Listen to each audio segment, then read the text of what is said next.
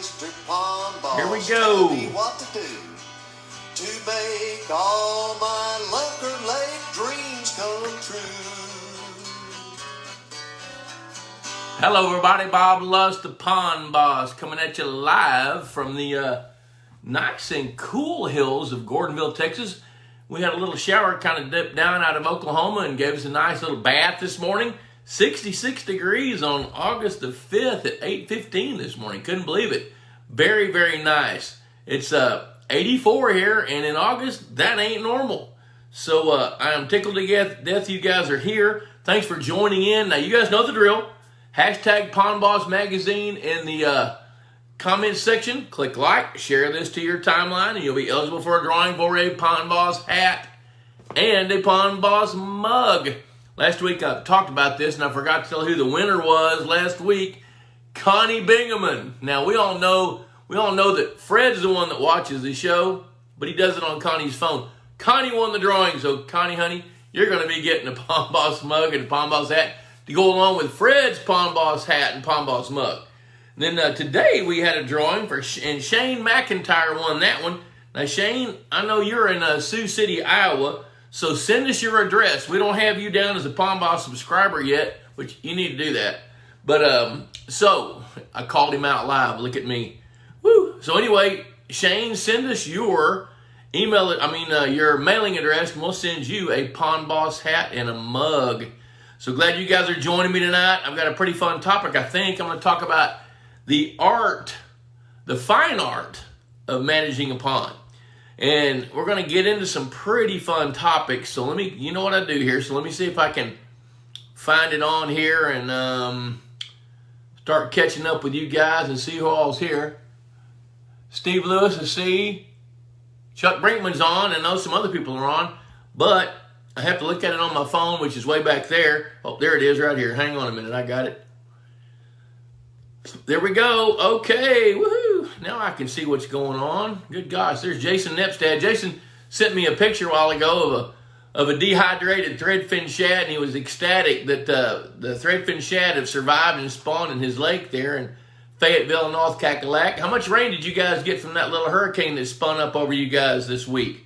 I guess you may still be getting some rain from that. There's Mike Cottrell, Todd Austin, Kim Moore, Travis Paul Smith, our biggest fan of Purina MVP, Aquamax. Bill Russell, howdy. John Funk checking in from Michigan. Brad Rom, Steve Lewis, Chuck Brinkman, Anthony Abate. Good to see Anthony. I haven't seen Anthony on here in a while. It's you got some cool weather in Northern Illinois. That's great, man. We've had some really nice weather here. Bob Mayer, Gene Barber Sanders, David Schneiderman. Got to spend a little time with David. David wants me to talk a little bit tonight about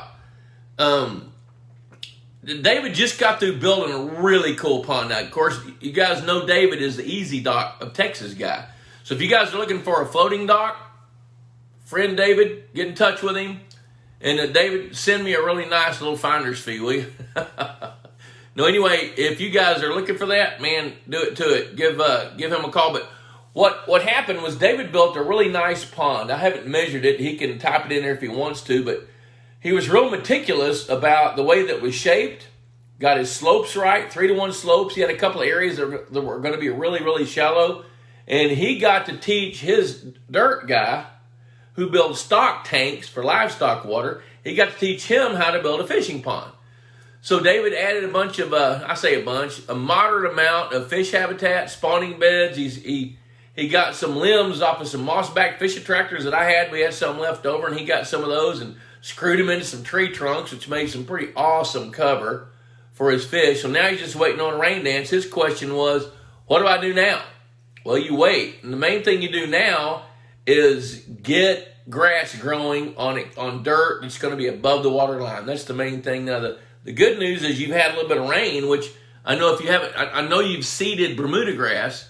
And, the kind of seed that you guys choose is going to be based on where you are and the time of the year. But right now, still a good time to get Bermuda grass on the ground, on the dirt, get it growing. And one of the things I tell people all the time that build brand new ponds is as soon as you get some water in there and you think you want to stock fish, use that water to irrigate that exposed dirt. Because if you can get grass growing on it before the floods come and the rains get heavy, you're going to minimize your erosion. And that's a really, really good idea. I see Danny Mack checking in. Tom Blasdell checking in. Chuck Brinkman, cooler water's got his bass going crazy. Man, I've gotten more pictures lately of people that are catching fish. You know, just we've had these 4 or 5 cooler days and people are going fishing. You know, it's something else I've noticed with this corona thing going on. People that have a weekend place or have a farm in the country and live in the city, they've gone to the farm and they're living there now. As long as they've got an internet connection, they can take care of their business from there. And I've gotten a significant number of calls from people that want to build new lakes. So right now I'm kind of sifting and sorting through all that, trying to help some people build new lakes. If you need some help, you want to build a new lake, or you want to create a fishing strategy or a fisheries management plan, holler at me. If I can't do it, I'll refer you to somebody that will do it. And yes, I do charge for it. I won't charge to talk to you, but I'm going to charge you to do it. I see Tom Blasdell, John Funk, our channel Catfish Love, Purina Aquamax. They grow to be huge. Use it for the bluegill. That's good. Dave Weber. Hello, Dave, from northeastern Kansas, right up there by where it scoots over into the Show Me State. Tonight's question. I've recently read that fish will shy off of structure made from white PVC pipe versus those made from black PVC pipe. Fact or myth? That's a myth, because what happens with all structure, it covers with algae. So as long as that PVC is just rough enough that algae can grow on it, it won't stay white long. It turns green really, really fast. Kyle Doak says, should I wait until cooler temperatures here in Oklahoma to stock my pond with perch? I presume when you say perch, you're talking about bluegills. I think it should be a little bit cooler. However, if you want to send me an email and tell me what you want to do, I might advise you differently depending on where you're going to get your fish, which hatchery, you know, how far they're going to haul them. People that know what they're doing can transport fish in the summertime, you know, and there is a little bit of an advantage for you if you stock your fish now, because they could be feeding and growing, but they're also going to be feeding or growing in the hatchery ponds at the fish hatchery. So the biggest risk is hauling those fish, you know, collecting them at the hatchery out of hot water, putting them into cooler water, and then taking them from that cool water on a truck, hauling them to your pond, and then warming them up from that cool water to your warm water for your pond. That's risky, because anytime you're going from cooler water to warmer water with fish that have been transported and stressed from that, then your risk of death goes up even higher. So I'd say not quite so much. My email address is boblusk@outlook.com. There's Tom Davis from Ohio. Big Daddy Christopher Aguilar's checking in from South Louisiana. He knows the drill. Hey guys, $35 a year, Pond Boss Magazine. Just like I say it every show, $35 a year, cheaper than a Friday night date, and this lasts a year. That date's gone in a few hours. So here we go, Scott Angelico. Well, what I wanted to talk about tonight, you guys keep feeding me the questions, and I'll hit them as they come in if I can. But I wanted to talk about the fine art of managing your pond. Now, I had a little time with Jack Bell, Jack's probably early 70s. He's avid angler. He's got a 2.5 acre, 2.25 acre pond. Just built one just under 5 acres. He wants to grow the biggest bass he can as fast as he can. So where I'm going with this, let's see, I'm going to back up here. Tom Conto waiting for his first issue. Okay. Thank you for subscribing. I appreciate that. More of you should do that. It's good stuff. Michael Eric, I met you at that pond management class 6 or 7 years ago at a pond management class in Iowa. I'd love to hit up someone to try and get you up onto our sports and vacation show in Cedar Falls, Iowa next March. Do you do other shows similar? Yeah, I do shows all the time. I spend a lot of time with Purina dealers. Purina helps cover the expenses. The dealer's got to cover some expenses. I don't do it for free. So I'd be happy to do that. So now I want to go back to Jack a little bit. I wrote an article yesterday about the fine art of pond management, and I was thinking primarily of Jack. And Jack is like literally hundreds of people that I've met in my career. You know, it's they don't buy green bananas because they don't want to wait for them to get ripe. You know, I don't want to go stock these fingerlings and wait 8 years for them to grow up to be double digits. What can we do now? So what I thought I'd talk about tonight, and I called the girls or came back and told them, but what I'm thinking is I want to talk to you about the fine art of pond management. Now, years ago, after spending countless hours in an electrofishing boat, seining ponds, capturing fish, draining ponds, studying the fish, I came to the conclusion that, and it's not hard to come to this conclusion when you're in an electrofishing boat, 90% of the fish are going to be living in 10% of a pond on any given day, at any given moment. Now, if you think about that, you guys, when you go fish your pond, you got the hot spots. If you're fishing with a guide, and you're bass fishing, especially fishing with a guide, he's going to start off in some mediocre places, maybe even some lousy places. Then he's going to go to somewhere a little bit better. And depending on the results, he's going to save the best places for later. And then he's going to take you to the honey hole. Well, that's where the fish are. And, of course, now the thing about a fishing guide, that kind of changes day to day or season to season. So he's got to go figure out where they are and pattern them and figure that out. So when you get out there on the water, he doesn't waste a whole lot of time trying to figure out the fish. Well, here's where I'm going. 90% of the fish live in 10% of your pond, your lake. However, that 10% shifts with the seasons. So as the seasons come and go, the water temperatures ebb and flow, then you're going to see the fish come and go, and they're going to move. And like, for example, right now, everybody that catches bass or fishes much at all, they know the fish are in their summer pattern. Now, what does that mean? What's a summer pattern? Summer pattern means that the fish are more lethargic. Now, think about that. Why are they lethargic? They're lethargic because it's hot. So when they're in warm water, their metabolism rate actually slows down. Now, we'll take largemouth bass, for example, but smallmouth are the same way. Bluegill are similar. Red-eared sunfish are similar. They all have different preferences for different temperature ranges. Largemouth bass, their temperature preferences are like 60 to 82, 83. Would rather have 75 to 78. That's perfect temperature for largemouth bass. So once that temperature gets up into the mid-80s, they want to try to find a better temperature. So they're looking for a thermal refuge. That's why they move away from the shore. I mean, if your pond's not aerated, you might have 96-degree water 6 inches under the surface, but down near the thermocline, it might be 78. Well, they're going to go down and get in that 78-degree temperature, and they're going to be pretty lethargic. You're going to have to hit them in the head to make them bite. Now, that doesn't mean they won't feed. They do feed. They may feed at 7 o'clock. They may feed at 9 o'clock. One fish might eat at 2 in the morning. Another fish might eat at 7. They don't all feed at the same time in the same place. They all develop their own, they have their instincts, they develop their own conditioning, and they get accustomed to that food chain, and then they adjust to that. And then they take advantage of it. So where I'm going is, Skoogman, look you there. Skoog, Cass County, Minnesota. Good to see you, Skoog. Welcome aboard, brother. Dan Snyder, Matthew Pierce, good to see you guys. So what happens is those fish tend to congregate in about 10% of the pond. Well, in the summertime, it's a different 10% than it is in the spring because they're spawning. Then after the spawn, they go feed. Then in the summertime, they move shallow and they begin to feed as voraciously as they can when that water temperature drops, because that's nature's way of getting them to build their bodies up to maximum size, the best weight, so they can develop the eggs and milk so they can reproduce next year. They want to build up body fat. They want to build up flesh.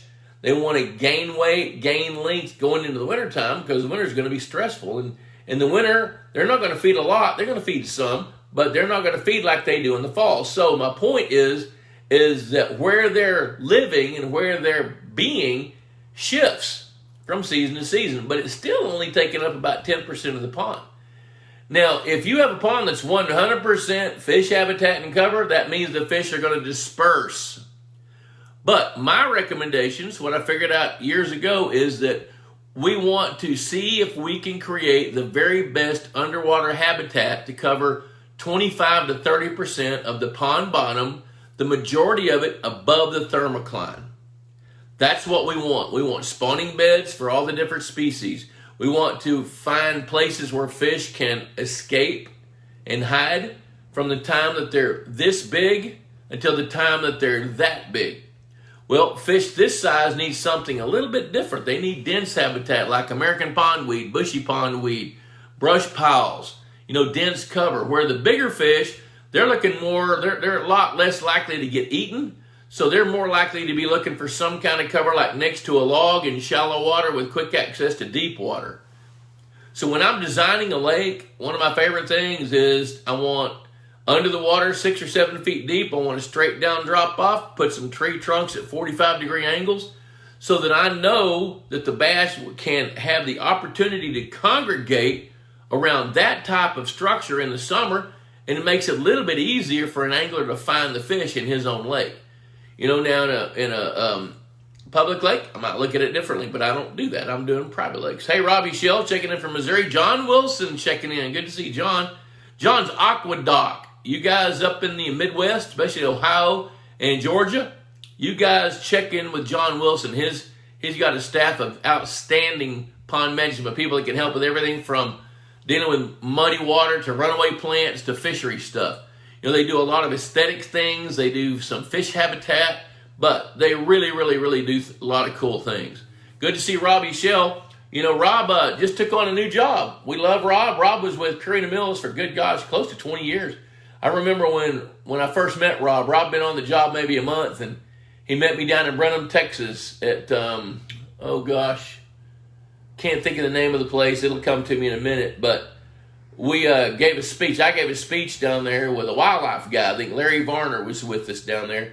Larry talked about deer. I talked about ponds and lakes and stuff, and there were over 300 people there at that feed store down in Brenham, Texas. That was fun. Scott Angelico, I'm in Naples, Florida. Have aeration. Pond is 16 feet deep. Surface of water is 88. How deep do you think the bass are consistently hanging? I do see some swimming in shallows throughout the day, but mostly smaller bass. Well, if you're aerating and you're aerating all the way down 16 feet, they're probably going to be down there as close as they could get. I would not aerate at 16 feet deep. I would move those diffusers up to where the water's about 10 to 12 feet deep. If you'll do that, then you'll create a thermal refuge for the fish to escape. 88 degrees, Scott, I'll tell you what I would do. Get a thermometer and check the temperature in 3-foot increments all the way to the bottom. And see if you've got autonomous 88 degrees top to bottom. If you do, change the way you're aerating.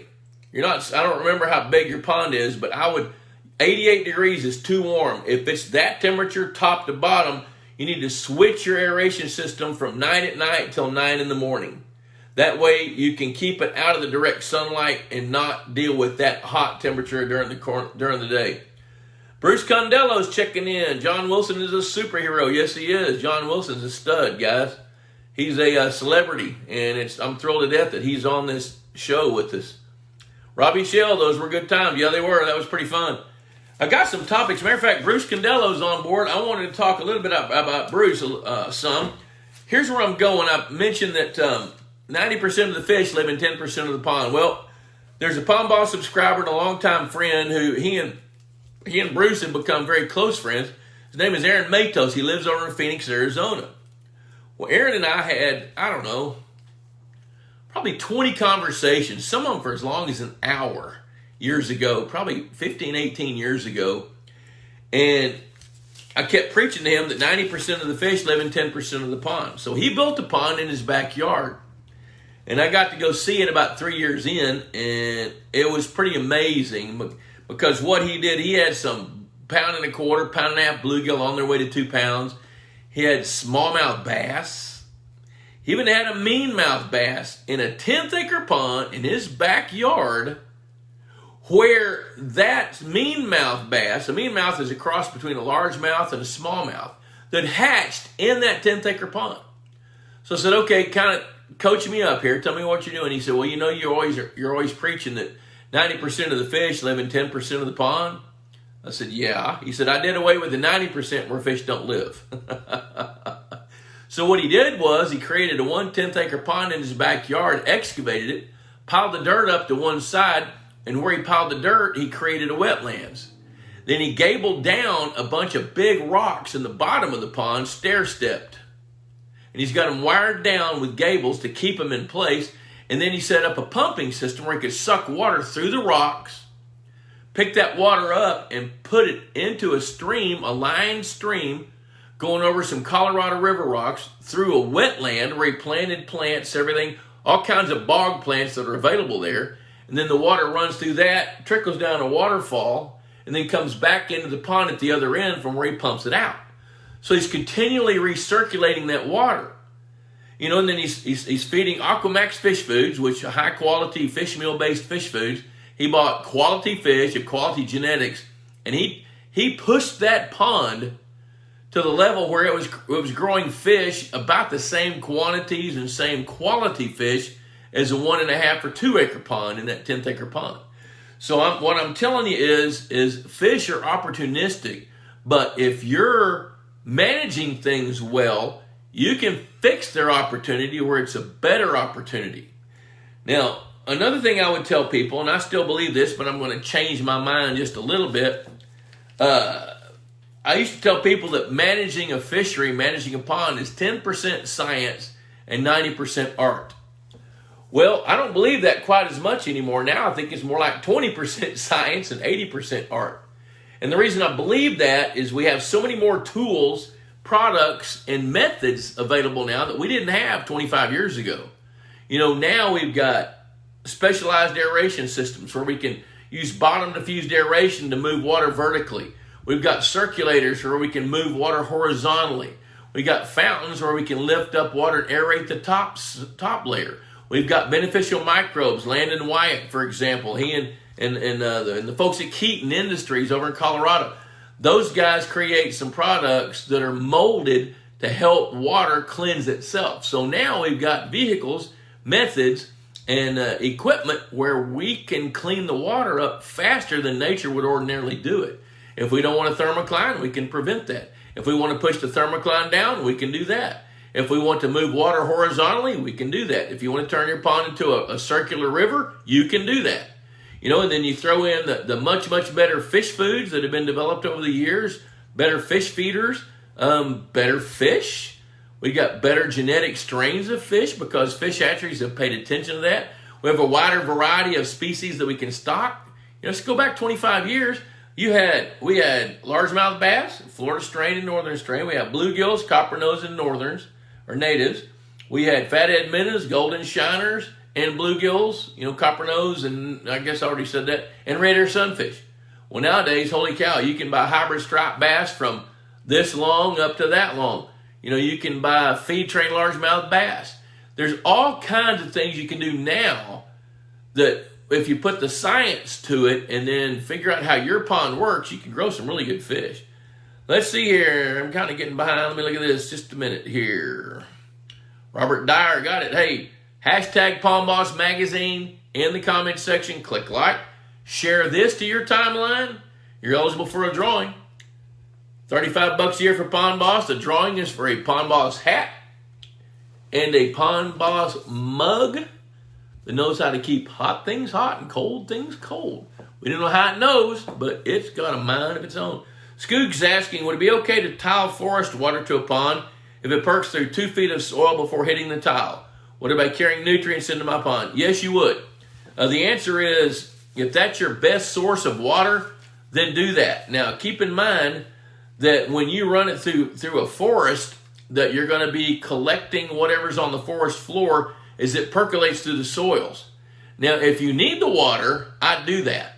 But the compensation part here is that you're going to get those nutrients, you're going to get tannins, you're going to want to check your water chemistry. I mean, if you're coming through the forest floor, you're going to be looking for things like tannic acid. You're going to be looking for your pH to change. You're going to watch your alkalinity shift based on how much water you get from straight runoff from rainfall.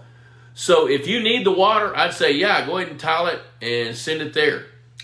And yes, you would be carrying nutrients in your pond because water, scientists call water the universal solvent. Anything that can dissolve into water is going to dissolve into it.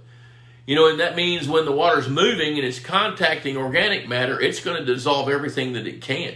When it comes out of the sky, it's a little on the acid side because it's absorbing carbon dioxide as it comes through the atmosphere. That makes the water acidic when it hits the ground.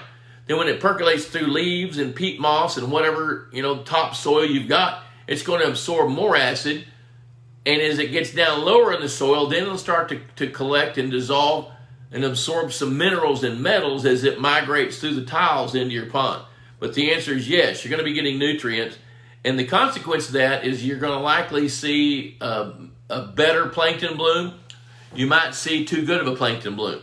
So I'd be monitoring my water quality. Now, where I'm going here, there's Zach Bollinger. Good to see you. Let's see, Lauren B. Would grass shrimp be a good addition 50 miles south of Oklahoma City? You bet it would be. If you can get grass shrimp, I'm going to tell everybody on here, if you can get grass shrimp, get them. Now, keep in mind, one of the things I preach faithfully all the time is if you've got the habitat for that species, it's going to thrive. I have seen grass shrimp in bass-crowded lakes simply because the right kind of vegetation was there where the grass shrimp could feed, they could escape being eaten rapidly, and they could live. And these lakes are in an area where that vegetation stays all year long. It doesn't die off in the winter. Look at there. There's Matt Rail checking in. Hey, if you guys haven't checked out Matt Rail's Facebook page and website, you need to check in with Matt. Matt, put that link up there so people can click on it. We did a really fun podcast. Matt and his running buddy Troy Goldsby interviewed me to talk about the history of the lake management business, and that was pretty fun. I talked so much they put it into 2 different pieces. So anyway, check in with Matt Rail because he's got some really good stuff going. A great guy. Nathan Reinsdorf. Good evening. When building a new pond, you get a turnkey price to build it or pay hourly rate for dozers, scrapers, operators. The dirt movers in my area all want to work hourly. I'll tell you this. Anytime you get a turnkey price, they're going to overbid it. They're going to overprice it. And the reason they do that because they don't know what they're going to get into. If you've got good, reputable people that have been at it for a long, long time, I'd pay the hourly rate. But it's incumbent on you to know what it is they're doing so that it fits in the mantra that you want. And here's an example of that. That pond doesn't need to be 1 foot deeper than what it needs to be. If they take off 1 foot of dirt over 1 acre, that's 1,667 cubic yards of dirt, which is $5,000 worth of dirt work. So I'm a bigger fan of paying them by the hour, but I think caveat emptor applies. Let the buyer beware. You need to know what they're doing, and they need to give you some kind of an estimate as to how much time they think it will take. Because if they bid that job turnkey, they're going to overbid it. They're going to price it where they don't lose money. And then they're going to build it as efficiently as they can. And another piece of advice is as you're building the lake, you're going to have change orders. You're going to see something you want different to be done differently. They may not think to dig that area up there out deeper. Because you don't want any 2 foot water going out at a 10-to-1 slope. So they're not going to bid that in unless you tell them to. So my deal is I think hourly is better, but you need to know what they're doing. And you need to be the one to manage it because it's your property. Lanny Davis, good to see you. Let's see what else we got here. Let me scroll on down a minute. I got some more stuff. There's Clark Cole checking in. Hard to get an idea of total cost. Yeah, it is hard to get an idea of total cost. But all the reputable guys, they're going to give you a window. They're going to say, okay, this 8-acre lake has got 20,000 cubic yards of dirt in it. I'll tell you what, Nathan, if you need some help, email me, and I'll guide you through some of that. Now, I help people design lakes for a fee. But part of what that fee includes is working with the earth mover to pin that earth mover down so you can have some kind of an idea of what it's going to cost. So if you've done some due diligence and you know how big the dam's going to be, say the dam's going to be 100 feet long and 20 feet tall and have 3-to-1 slopes, you can calculate the volume of dirt. And then you can ask that guy about what does that work out to be, $3 or $4 a cubic yard. So you can get a rough idea of what it's going to cost. And you can also give them a top-end budget. And you can tell them what you expect for that budget. So there are ways to figure out what it's going to cost. Nobody's going to want an open carte blanche checkbook to go push dirt around till the cows come home.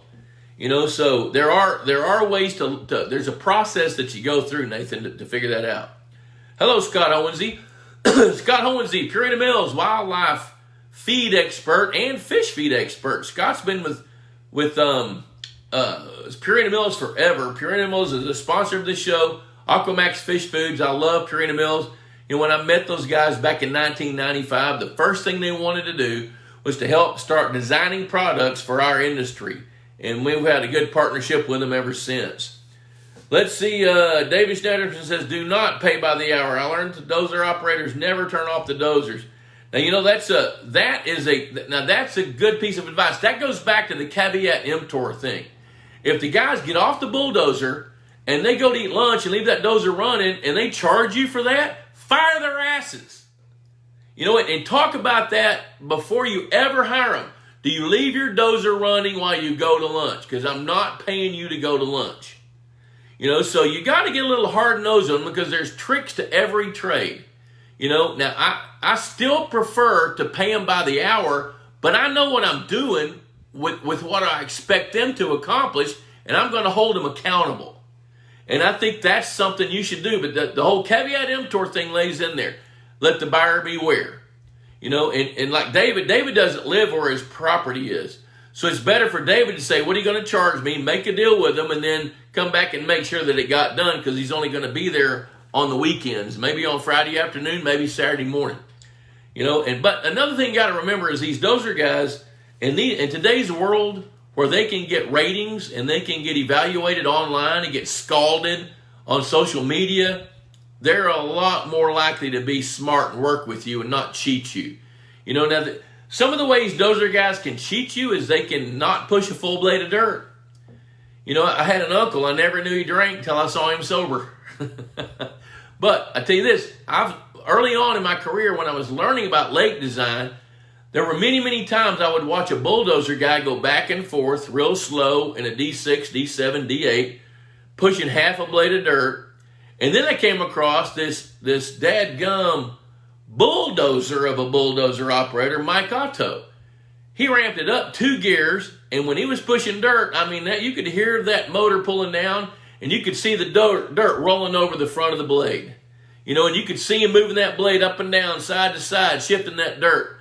And at that moment, that's when I knew that there's different guys out there that do different jobs, different methods, and that's part of the ways that they can get away with charging you more. You know, I'm still a fan of paying by the hour, but I'm going to sit down and talk to those guys, and we're going to have a little come to Jesus meeting before they ever get on the job, and we're going to talk about it. All right, let's see what else we got. Let me scroll down here because I want to spend a little time. There's Bruce. Larry Lake made it finally from East Texas. Good to see him. Travis Small-Smith said, I sat and watched, had a 5-acre pond dug in 21 days, $40,000, 15 feet deep. That's outstanding. $40,000 is a good number for a 5-acre lake. And you watched it and they did it in 31 days. That's good. Now you can probably sit down and extrapolate from that number about how much the hourly charge was. Brian Lawrence caught the biggest bluegill so far last weekend, 1.5 pounds. Was really surprised that it was a female. I was thinking only males were going to get, no, females get that big. You're living proof. Jeff Thompson, I've got the option this spring to add pure Florida females, 8 inches long, or F1 females in an existing 6-acre pond in upstate South Carolina. Stocked F1s about 10 years ago, leaning towards the Florida bass right now. Your thoughts? I tell you what it is here's my thoughts. Florida bass are harder to catch. They're more fickle when it comes to biting a hook. However, they grow huge.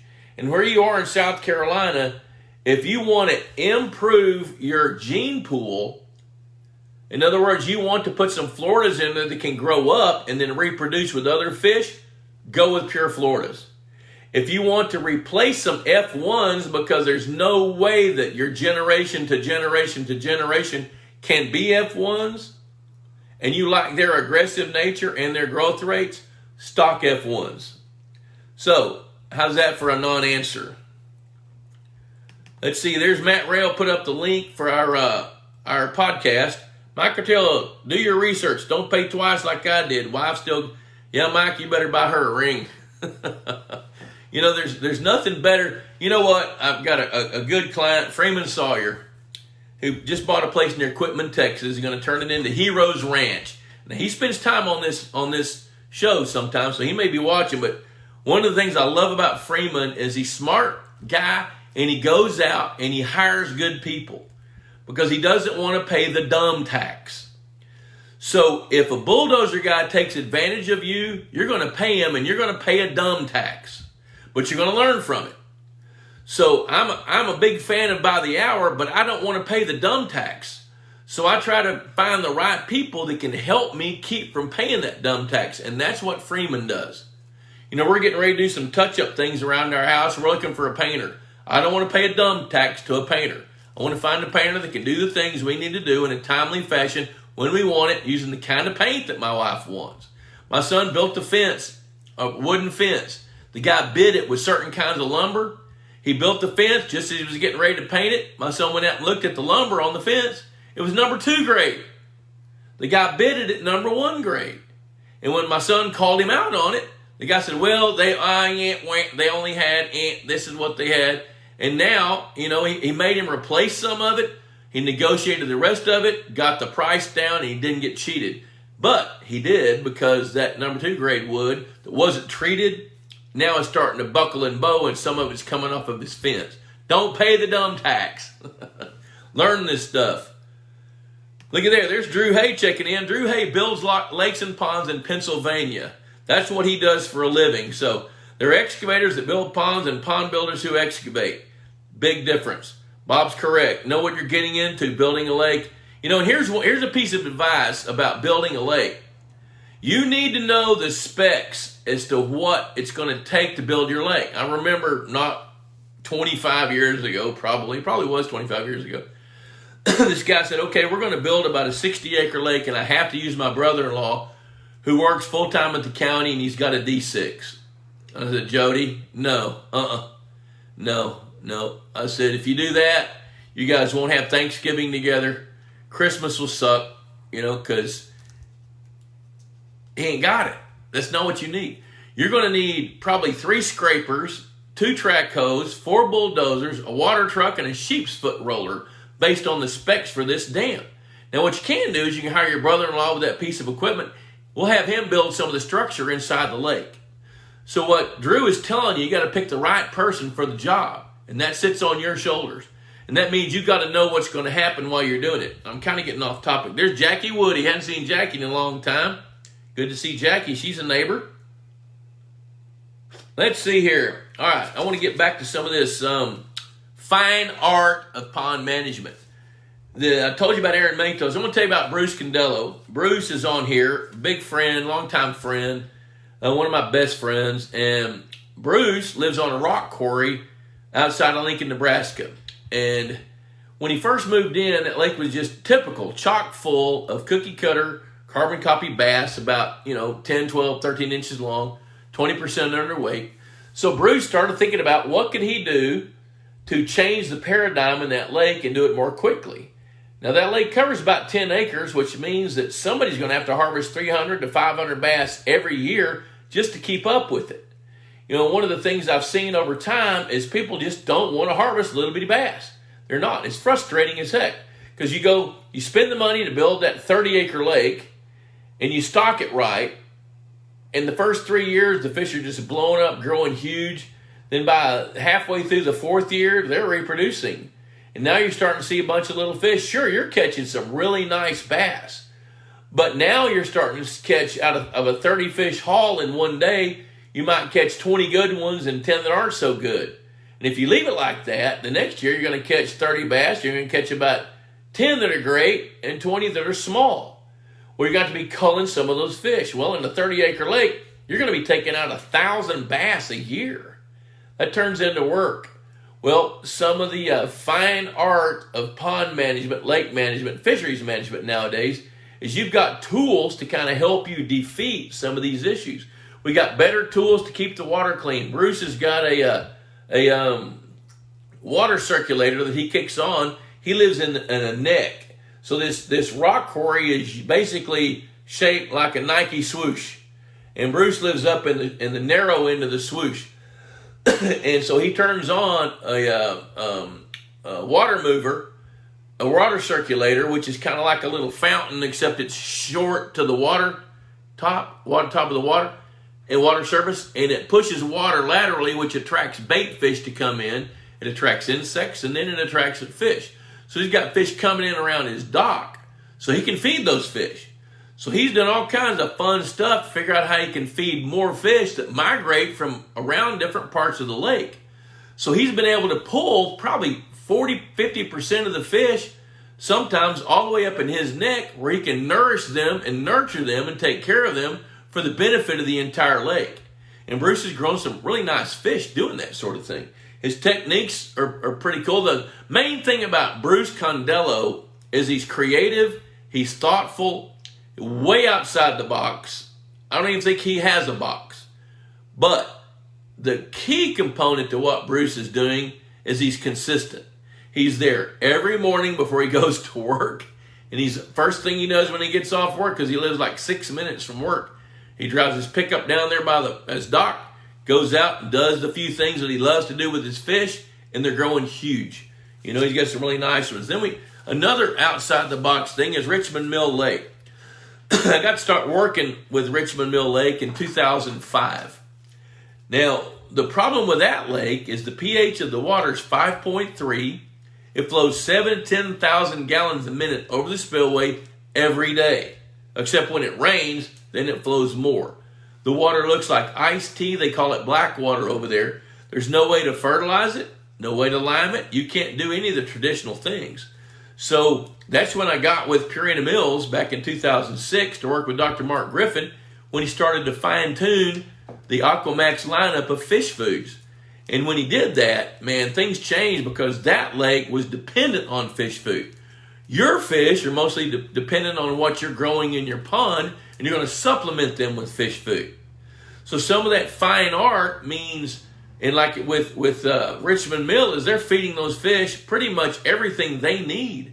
Now the consequences of that was they fed so much fish food for so many years, and they still do it. It's that there's waste byproducts that are feeding the lower level of the food chain of the fish, like suckers. Suckers are feeding on fish food that doesn't get eaten, feeding on fish waste. Then they turn around and feed some of those bigger bass. So, you know, part of that fine art. Now, one of the things I'd be worried about if Richmond Mill Lake was a normal lake was the amount of feed that's being fed with the amount of waste produced, even though that waste is getting recycled again through other fish, would water quality could degrade. You know, so as long as you're paying attention like Aaron Matos has done with your water quality, Bruce is moving his water, Richmond Mill Lake moves its water by itself, then you can push the envelope and do some really creative things to fine-tune what you're doing with your lake and your pond. Like one thing I'll be telling Jack Bell as we go, Jack is going to be one of these guys that's going to want to buy bait fish about once a month. He's going to want to buy shiners this time of year, crawfish in the spring, rainbow trout in the fall and the winter. He's going to want to be buying more bluegill. He's got a hatchery pond on his place. He's going to grow some baby bluegills, which that's a good idea. That's part of the ways that you can fine-tune your fishery, is to make sure that those fish have all the feed they need when they need it. If you want to grow some really, really nice fish, you got to be sure that their water stays clean, that they've got state-of-the-art habitat. Now, state-of-the-art habitat, that's kind of an oxymoron to me. Habitat is what every species of fish that you include, or grass shrimp, or crawfish, or whatever, needs for its entire life cycle. And if you can supply that, keep your water moving to keep it clean, and do it without paying the dumb tax of keeping the water temperature within the range of what it needs to be for those fish, then you're going to be able to push the envelope to have a much, much better pond management program. Some of the points that I wanted to make is people get pretty frustrated. And it's pretty easy to get frustrated because, you know, you go out there and you go fishing, because that's where really all of us want to go. We want to go fishing. And when we get to that point and you go out there and you catch 22 bass and 18 of them are dinks, that's frustrating. But I'm going to tell you, you need to think beyond that and pay that price to keep your fish numbers in check to what you want for that pond. In other words, if your goals are you want to have a balanced fishery, which means you want a variety of fish all in good shape, then you're going to have a variety of fish size harvest. Now, one of the things is I would never ever take out a bass 4 pounds or bigger. You know, I don't even know that I'd take out very many that 3.5 and bigger, because those fish are females. I'm talking about largemouth bass. It also applies for smallmouth bass. I wouldn't take out any smallmouth bass over 2 pounds. You want those to grow. Now, if you catch some and their relative weights are going down, you probably should take them, but there's a reason their weights are going down. They're either old or they're running out of food. Bump up their food. And if you need to write a check and money whip it a little bit, do that. If not, then you got to be managing your catch rates, be managing your harvest rates.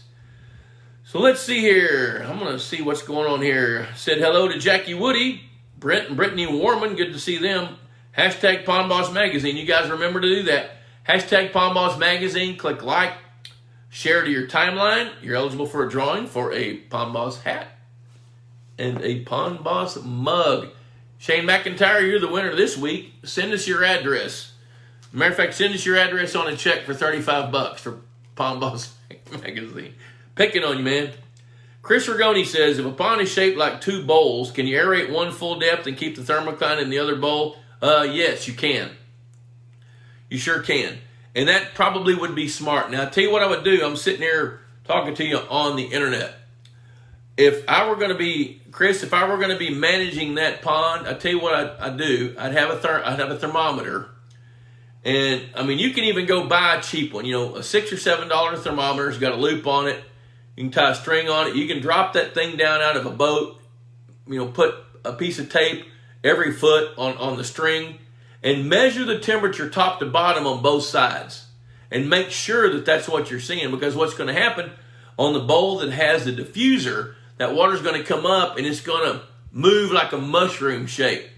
For the most part, it's going to fall right back down where it is, but some of that water is going to migrate over into the other bowl, depending on the proximity of that bowl. Now, every bowl has a rim, so if that rim sits like 6 feet underwater, you're not going to have a thermocline above 6 feet because it is going to mix that surface water over there. And I would want to be checking the temperatures. Micah Jefferson says, what's the smallest pond for growing bluegill hatchery pond to produce bluegills? I want width, length, and depth. I'll tell you exactly what it should be. 75 feet wide, 150 feet long, 3.5 feet deep at the shallow end, 5.5 feet deep at the deep end. Have a drain in the deep end and a fill valve at one end or the other where you can pump water from a well or you can pump water from a pond. If you're going to pump water from a pond, filter it. Get a saran sock filter. Filter that water. If you get it, that's a 10th acre pond. I've got two 1/10 acre ponds at my house, side by side. I harvested, after I did 18 months worth of feeding, I put 35, 40, I think I put 42 adult bluegills in that 1/10 acre hatchery pond 2 years ago. And I started feeding them. I fed them faithfully, kept their water clean. I would drain some water off the bottom, add water on the top to keep the water healthy all the time.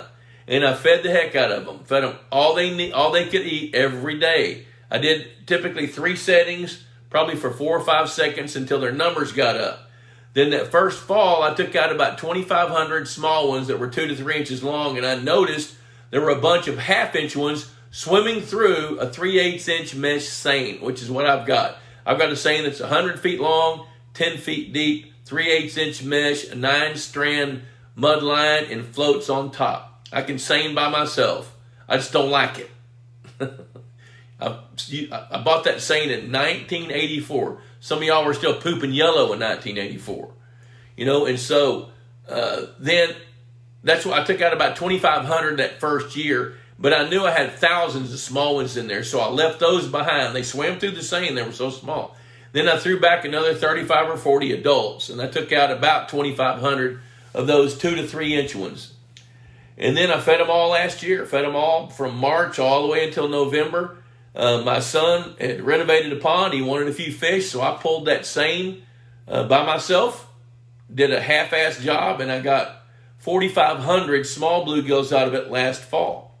And those were all probably 2.5 to 3.5 inches long, but I did get some that were 5 to 6 inches long. So I took him 75 5 to 6 inch long bluegills and 4,500 small bluegills that were 2 to 3 inches long. And then I did have a few more, and I just turned those loose, and it was almost dark when I did it, so I didn't count them. Well, this spring, I got a couple of guys to help me. We took our time, saying it real slow, kick the mud out of the seine as we were pulling it, because that mud line will kick up some mud. And then we pulled it around very slowly, and I patched the seine. If you leave any fish in a seine and you leave it on the ground, the mice will chew holes in your seine. Then you got to patch the dang thing. So anyway, we pulled it around, and we got 12,000 plus 1.5 to 2.5 inches long bluegills, about that long. We got 400 plus, 420 or so, 3.5 to 5 inch bluegill, and about 520 that were 5 to 8 inches long out of a 1/10 acre pond. Now I ran the numbers on all those fish over about a 2-year period. Those were about $6,000 retail dollars worth of fish. If you'd have gone to a fish farm, bought those fish, that's about $6,000. And that's pretty significant. You'll recover the cost of a hatchery pond that size, especially if you build it in the right place. You'll recover your cost within 3 years. And so I think it's well worth it for that. And that's about the smallest pond I'd build for growing bluegills. And it's easy to get them out. There's Philip Benefield checking in from Georgia. Some of the other key points of the fine art of pond management is study as much as you can about the different species of fish and the different tools that are available for you to use. Aeration, great fish foods, water movers. One of the things that I haven't done that I've thought about doing with one of my 10th acre ponds, I've got another 10th acre pond that's a circle. I thought about putting a circulator in it and let the water move almost like a vortex and just see if that makes any difference, but I've just not done that. You can do things like that. You can move the water to attract fish to your dock. You can test water for variables that you didn't know you could test for. There's more work being done now on blue-green algae. We had no idea how significant blue-green algae could be in small waters 25 years ago. In my mind, there's more cases and more incidences of blue-green algae now than there were 15 or 20 years ago. I may be wrong. We might not have just recognized the significance of it like we can now with the ways we can test for that stuff. So let's see here. Philip Benefield, I stocked pure bluegill and hybrid bluegill about 4 years ago. Seems like all I have is green sunfish now. Uh-oh. There's some pure bluegill, but not many. Is there any hope for the pond? I've got about 20 largemouth bass in there right now. How big is your pond, Philip? Oh, there you go. 1.5 acre wet weather pond. All right. Well, here's what I'm going to tell you. If you bought those fish and you got pure bluegill and hybrid bluegill, the green sunfish had to have come from somewhere else.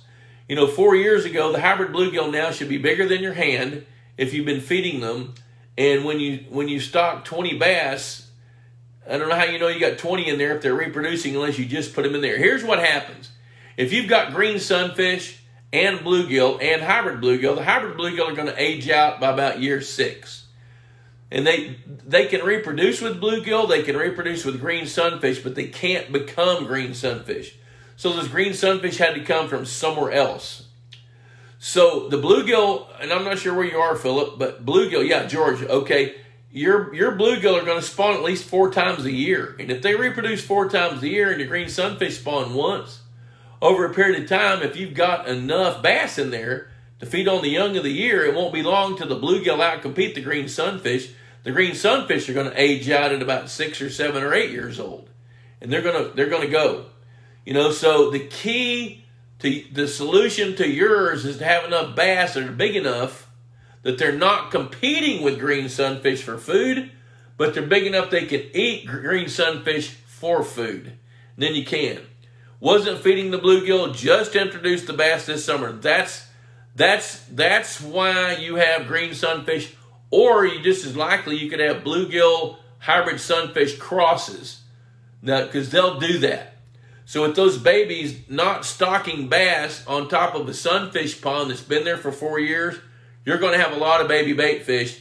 And if you stock bass that are small, what size bass did you stock? If you stock 20 of them, they needed to be at least 8 to 10 inches long. If you did that, 18 months from now, your pond's going to be in pretty good shape and you're going to have some hero-sized bass. and they're going to spawn next year. When they spawn, they're going to be feeding on young of the year sunfish as well. So your green sunfish or your FX crosses between bluegills and hybrids, they're going to go away over time. It won't take long. 10 to 14 inches, yeah, that's perfect. Stocking those 10 to 14 inch bass, they're going to make short order out of those bait fish. They're going to grow. They're going to look like what Ray Scott says looks like an Alabama deputy sheriff. Hope we don't have any Alabama deputy sheriff watching this show.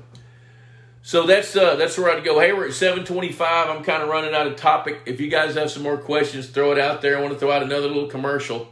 You know, Chris Blood, we're on here tonight. Texas Hunter, I love Texas Hunter. They make great feeders.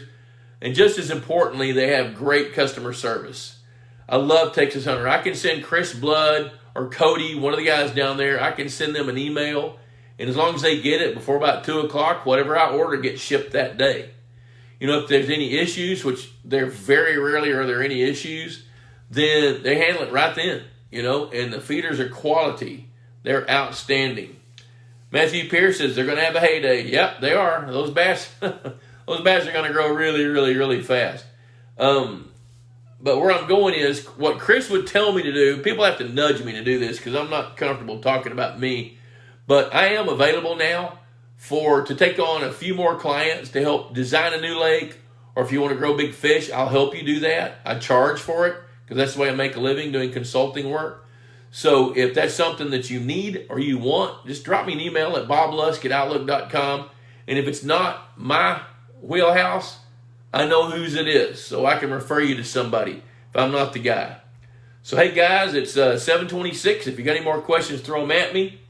You know, I'll circle back. I want to talk about Bruce for a minute. You know what? Let me go back to Richmond Mill. Richmond Mill has grown bluegills over 3 pounds. Not many, but thousands over 2 pounds under adverse circumstances. And it was all because of the feeding technique and the water flow. We had consistent, predictable water quality, even though it was not great water quality, but they were consistently fed even in the winter. We cut the feed back in the wintertime, but with that water flowing, they still ate. Bruce Condello, another thing about Bruce is he's on it every day, twice a day. You know, now, most of you guys can't do that. Most of you don't have that driving passion or obsession to do that, you know, but if you really want something special, you need to focus on it, do the simple things and do them well, and use the tools that are out there because we've got some really, really good tools. Travis says, great show, Bob. Hope the family is well. Yep, we are. We're all doing really good. My wife took a 6-year-old granddaughter shopping today. I just thank the Lord Neiman Marcus was closed. Philip's going to add about 20 more largemouth. Do they normally transfer from one pond to another pretty well? Well, Philip, I don't want to gut shoot you here. I'm not a big fan of transferring somebody else's coal bass into my good lake. Now, considering your circumstances, you needed bass in there probably 2 years ago, maybe even 3 years ago. Now, if you're going to transfer 20 more, that's going to be about all you need. You know, you really need another 10 more.